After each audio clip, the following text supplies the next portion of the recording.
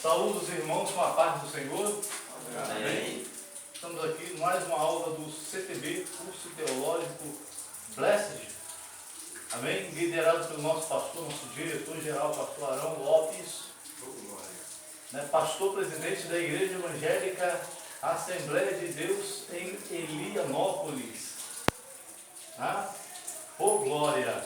E aí, dando continuidade ao nosso curso de História, aliás, de Profetas Maiores, hoje nós vamos falar então sobre o profeta Ezequiel e sobre o profeta Daniel. E aí uma dinâmica aí para a gente lembrar com mais facilidade, né? Que a gente estava até falando aqui anteriormente. Os três primeiros é Ias, né? Isaías, Jeremias e Lamentações de Jeremias. Termina com Ias. E os dois últimos é El, né? Ezequiel e Daniel. Fica melhor para gravar, né? Introdução. Na introdução do livro de Ezequiel, nós podemos dizer que Ezequiel, ele foi um profeta exílico. Lembra daquela cronologia que a gente fez na primeira aula, que a gente explicou? Porque os profetas, eles podem ser divididos entre pré-cativeiro, cativeiro e pós-cativeiro. Então, nesse caso, esses três profetas, no caso, Jeremias, Ezequiel e Daniel, são profetas durante o período do cativeiro. Eles exerceram o ministério durante o período do cativeiro babilônico. Ok? E o Jeremias, que exerceu um pouquinho antes, mas também acompanhou o cativeiro, o processo do cativeiro. Nesse caso, Ezequiel,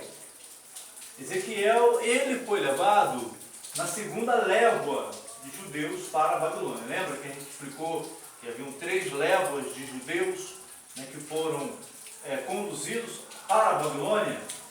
Então, na primeira leva foi Daniel, que a gente vai estudar daqui a pouco, que foi em 606. A segunda leva foi Ezequiel, que foi em 596. 598, e a terceira leva foi em 586. Desses profetas, esses 3 foram conduzidos para o cativeiro babilônico.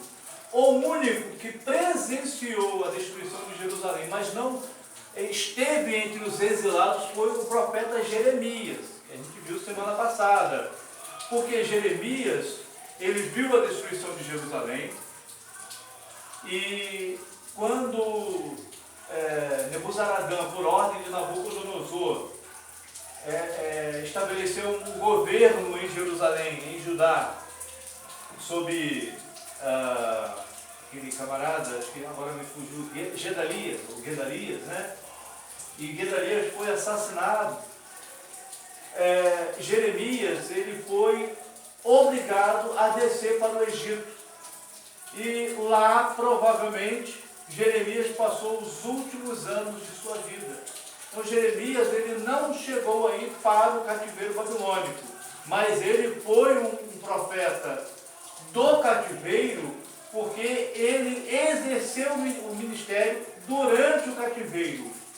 Deu para entender? Ele não foi levado cativo. Por ele ter profetizado, segundo o parecer, o entendimento de Nabucodonosor, por ele ter profetizado a favor do Império Babilônico, Nabucodonosor criou uma certa simpatia por ele e não o levou ao cativeiro. Por final, ele desceu ao Egito. Então, por isso, ele é considerado um profeta exílico, que exerceu o seu ministério também durante o exílio. Já esses 2 profetas, Ezequiel foi na segunda leva, em 598, e Daniel foi na primeira leva, em 606 a.C., né? Ezequiel, ele recebe o seu chamado. Lembra que nós explicamos que os profetas, o seu livro não está em ordem cronológica, o livro dos profetas não foram escritos em ordem cronológica, o chamado de Ezequiel se dá no capítulo 3 do seu livro. No capítulo 3 do seu livro. Capítulo 3, versículo 4. E aí eu vou pedir para os irmãos lerem do 4 ao 7. O primeiro irmão que achar aí, pode ler, por favor. Disse mais ainda, filho do homem, vai, entra na casa de Israel e dize-lhes as minhas palavras, pois tu não és enviado a um povo de estranha fala, nem de língua difícil, mas a casa de Israel, nem a muitos povos de estranha fala e de língua difícil, cujas palavras não possas entender. Se eu as tais te enviará, certamente te daria ouvido. Mas a casa de Israel não te quererá ouvir, pois eles não me querem escutar a mim. Porque toda a casa de Israel é de fronte obstinada e de duro coração. Amém. Até o Glória a 7. Deus. Do 4 ao 7, isso? Do 4 ao 7. É porque Então minha linguagem aqui é veio um comissionamento do profeta, ok? E no versículo 16 fala aqui sobre o profeta sendo chamado por atalaia de Israel, ok? Porém, o chamado do profeta se dá durante o cativeiro, ou seja, quando ele é levado para o cativeiro babilônico, ok? Esse chamado também está no capítulo 1 do seu livro. No capítulo 1, na verdade, o capítulo 3 vai falar sobre um chamado para uma missão específica do profeta. Mas ele foi chamado para profeta já no capítulo 1, a partir do versículo 3, e veio expressamente a palavra do Senhor a Ezequiel, filho de Búzio, sacerdote, na terra dos caldeus, junto ao rio Quebar, e ele esteve sobre ele a mão do Senhor. Olhei, e eis que um vento tempestuoso vinha do norte, e uma grande nuvem com fogo, tal. Ele vê ali a glória de Deus, né? Ele vê ali a glória de Deus. Então, no capítulo 26, ele tem a visão da glória divina, a visão de Deus sobre a vida dele. Ezequiel, ele vai exercer o seu ministério entre os exilados de Judá na terra da Babilônia. Porém, a terra a qual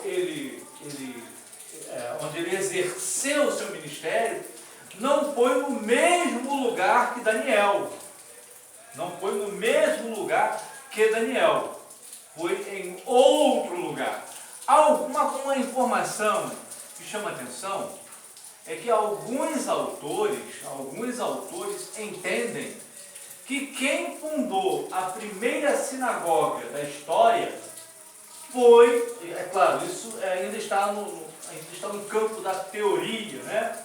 Não é uma verdade absoluta, mas alguns autores explicam que quem fundou a primeira sinagoga foi o profeta Ezequiel. Outros falam que foi Jeremias, né?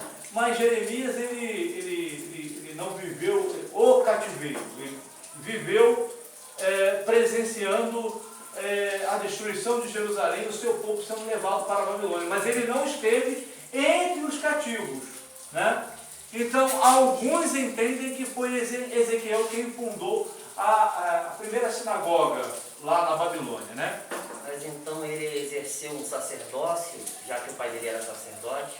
Então, alguns autores o chamam de profeta sacerdote, ou de sacerdote profeta. Mas eu, por exemplo, eu não vejo base no livro para dizer que ele exerceu o sacerdócio. Eu não tenho aqui na minha lembrança um versículo que diga que ele exerceu uma atividade sacerdotal, a atividade sacerdotal durante o Antigo Testamento era de quê? Era estar no templo, receber as ovelhas da mão do sacrificante e pegar a ovelha, imolar a ovelha, deixar o sangue aspergir na bacia, derramado, né? Na bacia, e na bacia chegar e aspergir sobre a pessoa lá que seria purificada. Eu não vejo Ezequiel exercendo essa função, mas logicamente ele era, assim como Jeremias, de família sacerdotal, ok? Então, assim, alguns autores falam que ele também foi sacerdote, mas eu não vejo um versículo, ou pelo menos não me lembro de um versículo que fale que ele exerceu a função sacerdotal claramente, entendeu? Até porque já não teria mais os utensílios do templo naquela época, no tempo deles, no caso. O trabalho sacerdotal também era manter a lâmpada acesa, cuidar da água, Também, isso. o altar. O altar. Não tinha mais esses utensílios. Então, se não tem utensílio, não teria como exercer o trabalho sacerdotal. Uma vez eu ouvi um pregador afirmando que Ezequiel ele foi um sacerdote e depois Deus mudou o ministério dele só para profeta. Não, eu não vejo. Se os irmãos tiverem algum versículo aí que me provem o contrário, os irmãos fiquem à vontade. Eu até peço aos irmãos para trazerem, tá? Peço aos irmãos para trazerem. Eu peço até, por favor, os irmãos, se os irmãos acharem um versículo que diga para que ele exerceu um trabalho sacerdotal, eu até peço aos irmãos para os irmãos lerem, tá? Porque eu particularmente conheço. Mas se tiver, eu estou pronto a voltar atrás e reconhecer, tá bom? Ok? Aí se os irmãos quiserem pesquisar também, fiquem bem à vontade, tá? Então, é isso. Ok? Então Ezequiel não foi para o exílio.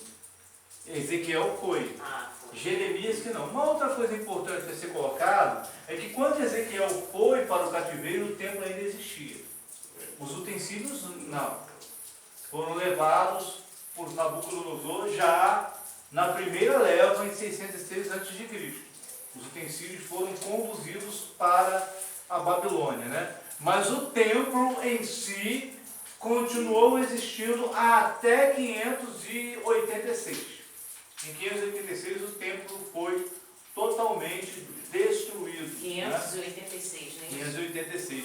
Já na terceira leva, ou antes da terceira leva, o templo foi totalmente destruído. Aí vale lembrar aqui, e uma questão interessante, que os críticos da Bíblia falam que não há indícios, provas arqueológicas de que o Templo de Salomão tenha existido.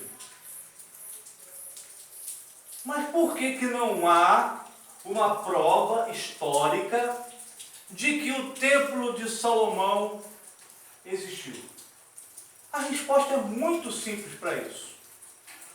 Quando Israel reconquistou a cidade de Jerusalém,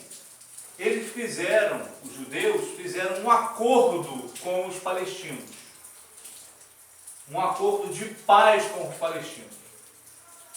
De que eles habitariam na terra, mas eles não iriam mexer na mesquita do Domo da Rocha. Já viram? Fotos de Jerusalém que tem uma construção com uma cúpula dourada em cima. Então aquilo ali é a mesquita do Domo da Rocha. Aquele negócio redondo que tem ali parecendo um escudo, uma cúpula dourada, e ali embaixo se encontra uma pedra onde os islâmicos acreditam que Maomé teria sido arrebatado ao céu daquela pedra e depois ele desceu de novo para aquela mesma pedra. Alguns até especulam que teria sido nesta pedra que Abraão teria quase sacrificado o seu filho Isaque, né? Mas, então, por que não há provas arqueológicas da existência do Templo de Salomão? Por conta desse acordo dos judeus com os palestinos de não demolirem o domo da rocha. Eles até fazem algumas escavações no monte do templo, que fica ali embaixo da mesquita, mas nunca na mesquita em si, né? E existem alguns vestígios sim, do templo de Salomão. Pouquíssimos, mas aí existe alguma coisa ali, ok? Mas vamos lá então. Quem escreveu o livro do profeta Ezequiel?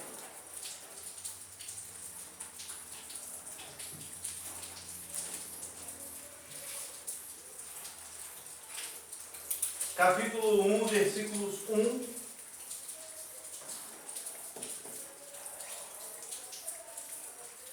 capítulo 1, versículos 1 a 3. Quem achar, pode ler. Os irmãos já estão só mantendo o profeta Ezequiel. Essas 5 perguntas que a gente faz ao texto para analisar o texto.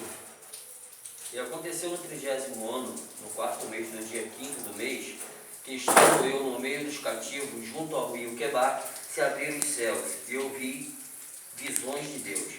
No 5º dia do mês, no 5º ano do cativeiro do rei Joaquim, veio expressamente a palavra do Senhor a Ezequiel, filho de Buzi, sacerdote, na terra dos caldeus, junto ao rio Quebar, e ali esteve sobre ele a mão do Senhor.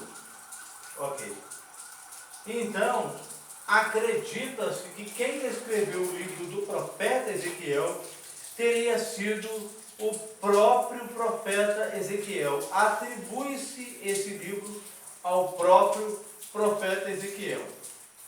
Ok? Então, quem escreveu foi o próprio profeta Ezequiel. Também porque grande parte desse livro é escrito na primeira pessoa, eu. Capítulo 3, uma passagem já lida, ou talvez, espera aí, deixa eu ver se a gente já leu. Já li. Não leu ainda não, capítulo 3, versículos 1 a 3. Por favor, Ezequiel, capítulo 3, versículos 1 a 3. O profeta escreve na primeira pessoa, eu, e isso indica que quem escreveu o livro foi o próprio Ezequiel. Pode ler, por favor. E depois me disse, filho do homem, come o que achares, come este rolo e vai, fala à casa de Israel. Então abri a minha boca e ele me deu a comer o rolo. E disse-me, filho do homem, dá de comer ao teu ventre e encha as tuas entranhas deste rolo que eu te dou. Então o comi e era na minha boca doce como mel. Obrigado. Então, ele escreve na primeira pessoa, indicando que quem escreveu o livro foi o próprio profeta, Ezequiel. Né? Sim? Aqui nesse início, aqui no capítulo 1, tem 2 datas aqui. O versículo 1 ele fala no 30º ano, no 4º mês, no 5º dia do mês. No verso 2 ele fala no 5º dia do mês, no 5º ano do cativeiro. Tem um espaço de tempo aí, entre o versículo 1 e o versículo 2? Vamos ver. Aconteceu no 30º ano, no 5º dia do 4º mês, que estando eu no meio dos exilados, junto ao rio Quebar, se abriram os céus e eu tive visões de Deus. No 5º dia do referido mês, no 5º ano do cativeiro do rei Joaquim. Sim, são 2 momentos diferentes. No 30º ano e no 5º ano. Não vai entender isso? Sim, mas aqui também, indica que há 2 formas de contar o tempo. Uma a partir do 30º ano, outra a partir do 5º ano. São 2 formas. Na verdade, não, pelo que me parece, não há um lapso temporal aqui. Mas são 2 formas de contar o ano. Só que nós não sabemos, aí eu estou sendo honesto, ou seja, nos estudos bíblicos, nos estudos dos comentários destes 2 versículos, não há uma resposta sobre em cima de que acontecimento Ezequiel estaria se baseando para a primeira cronologia do 30º ano. Ou seja, não tem. A segunda cronologia tem, do cativeiro do rei Joaquim. Isso. A primeira não tem. O comentário aqui da minha Bíblia, é Bíblia de Estudo Almeida, está assim, ó. Por isso que é bom quando a gente estiver estudando, ler os comentários. É Bíblia de Estudo? A Bíblia de Estudo Almeida, a minha. Está assim, no 30º ano, é o que vai explicar. O texto não indica a partir de que data se contam estes 30 anos. Alguns intérpretes pensam que se refere à idade de Ezequiel. Em tal caso, estaria sendo afirmada a sua autoridade como sacerdote, já que os membros das famílias sacerdotais podiam começar a exercer as suas funções a partir dessa idade. Outros consideram que nestes versículos se uniram, sem querer harmonizá-las, datas e indicações harmonizá-las, vamos ler de novo porque tem uma confusão, embolou aqui. Outros consideram que nestes versículos se uniram, sem querer harmonizá-las, duas indicações cronológicas referentes a dois momentos diversos da vida do profeta. Ok? Então, no primeiro caso, esse versículo seria uma indicação vaga, que ele teria sido um sacerdote, porque ele, no caso, estaria contando a partir do momento que ele passou a exercer o sacerdócio, porque isso era um costume. Mas não se tem uma certeza, o que se tem é uma possibilidade. Especulação, exatamente. Né? Tal qual aquele exemplo que nós trouxemos, lembra? Lá de Atos capítulo 7, versículo 14, não é isso? 14 ou 15, que fala lá da pregação de Estevão, né? Que o sacerdote, que os 12 filhos de Jacó tenham sido enterrados, não na caverna de Macpela em Hebron, mas sim em Siquém, né? E que, enfim, o que se tem é especulações e não certeza A absoluta. gente pensar, dentro do espaço de 30 anos, em 5 anos no reinado do rei de Joaquim, deve ter acontecido Exatamente. esse acontecimento na vida dele. Uhum. Isso aí. Para quem escreveu? Ezequiel, ele exerce o seu ministério entre os exilados, mas não foi entre os exilados da capital da Babilônia. Não foi na capital da Babilônia. Foi entre os escravos que trabalharam nas construções? Não, também não sabemos. Não era uma província? Exatamente, provavelmente era uma província. Mas ele não exerceu o ministério no mesmo lugar que Daniel. Daniel exerce o seu ministério na capital. Ele se torna depois o presidente dos sátrapas, presidente dos governadores, né? E o ministério de Daniel é muito parecido com o ministério de José do Egito, né? Mas aí, nesse caso, é importante a gente saber. Para quem ele escreveu? Provavelmente ele escreveu para os exilados. Para os exilados. Talvez para dar esperança de retorno. Porque Ezequiel, como profeta, ele anuncia o juízo de Deus. E como um membro da família sacerdotal, ele anuncia uma esperança de reconstrução do templo. Sim? Não foi ela que falou. Não, tem palavras que ali confortava e dava esperança, né? Para que aquela situação, ela estava ali naquele momento, mas que haveria, né, um cessar de Deus para aquela situação. Isso aí. Agora, quando escreveu? Bom, quando escreveu, ele escreveu durante o cativeiro babilônico.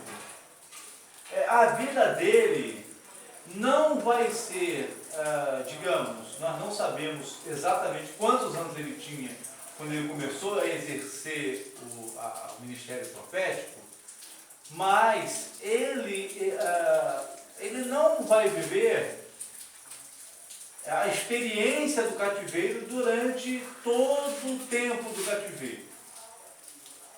Ele vai viver até uma parte do cativeiro. Eu não lembro exatamente até que parte do tempo do cativeiro ele vai exercer, até quantos anos. Ele morre antes da invasão persa na Babilônia, né? Nós, na verdade, não sabemos exatamente em que ano, em que data ele vai encerrar o seu ministério profético, que encerra quando morre, no caso dele quando ele morreu, né?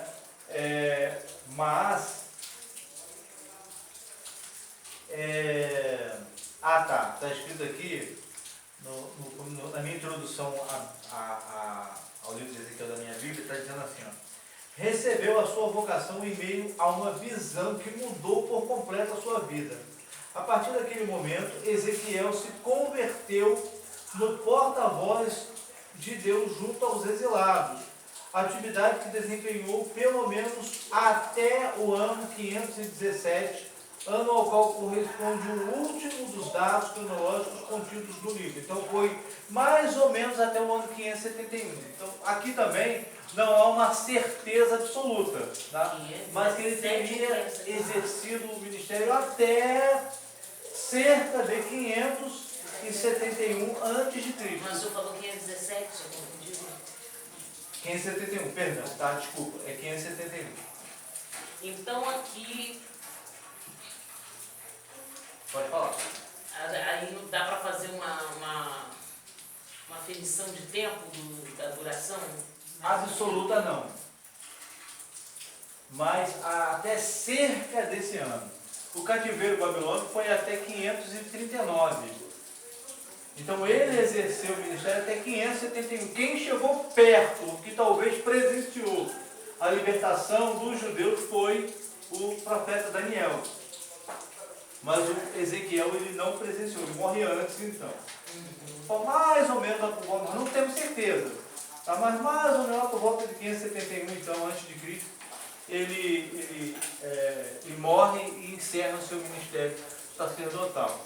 Então, o seu livro provavelmente foi escrito até essa data. Ok? 571. 571. Ele teve Emanuense?